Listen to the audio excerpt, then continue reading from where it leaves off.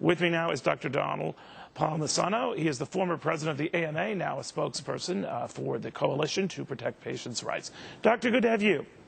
Thank you, Neil. Privileged to be here. I never know, and Dick and I were chatting about it, I don't know whether the White House provided the white lab coats for these guys or they just brought them themselves, but it's always impressive. I think when you have a white lab coat and like a board or something, you know, a clipboard, I mean, you can enter any building, even the White House.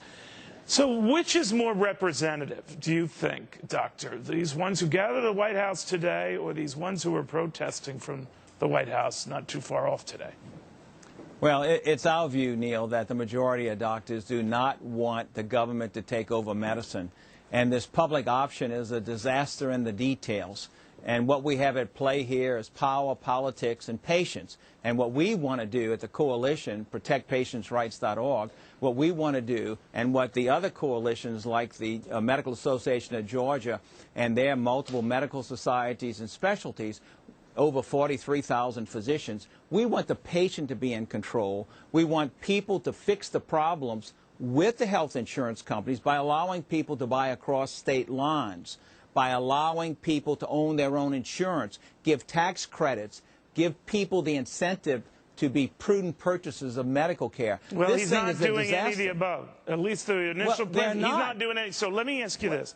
If the and president, he gives good rhetoric, yeah. All right, but if the president is saying it's kind of the way I'm envisioning, public option, we're not going to deal with this stuff with insurance companies and across state lines. He might throw a bone out on tort reform and leave it up to the states, but even that's a big leap. Let's say this passes. Then what? Well, it'll be a disaster because right now you have a public option for many years. You have Medicaid. Medicaid, you have insurance, but you have trouble finding doctors. Why is that? Because they pay below, the government pays below the cost of delivering the medical care. And so you have a public option in Maine, a complete failure. You have it in Tennessee, a complete failure. Why do we want to repeat the failures? You want to go around the world? I understood that Maine really doesn't have a public option insofar as you have one big carrier that represents the state, right? And so the Maine senators always come on this show and they say, well, you know, this might cut it in California, New York, where there are plenty of providers, but in Maine, there aren't that many, and we might need a public option.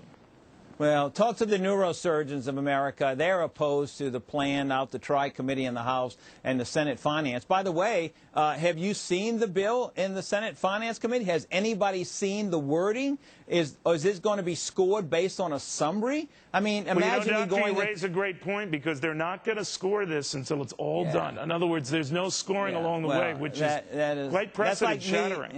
That's like me telling you I'm going to operate on you, Neil, but I don't know what you had. I don't know if you need the operation, but I'm going to do it anyway, and we'll decide what we're going to do when we get in.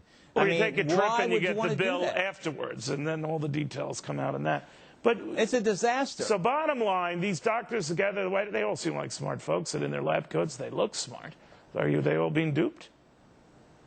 Well, I think that they're making a serious mistake, and we all can make mistakes. And rushing, it's like in medicine. If you rush something in medicine, you can make an error and hurt the patient. Well, we're going to hurt all of the patients in America by this rush. And there's no reason to do that. Let's do this in a prudent fashion, have civil discussion, stop the name calling, and let's find something that works. And we know that health savings accounts work. We know that medical liability reform works. We know that buying across state lines works for automobiles. Let's do something practical and reasonable and put the patient in control with the physician as trusted advisor. Well, Doctor, you might get your chance if this goes down in flames anyway. Very good seeing you. Thank you very, very much. Thank you very much. Thank you. Thank you. Now, what would have